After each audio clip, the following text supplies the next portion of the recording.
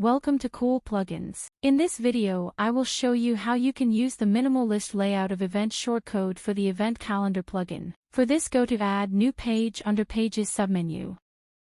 And create a new page and add Event Shortcode block. Select the minimal list template and style. Click on Publish button and view the page.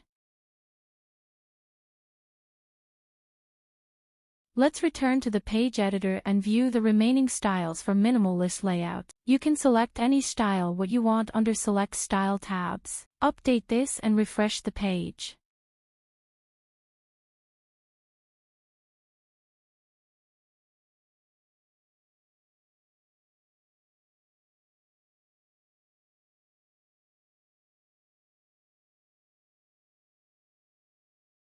Thanks for watching this video.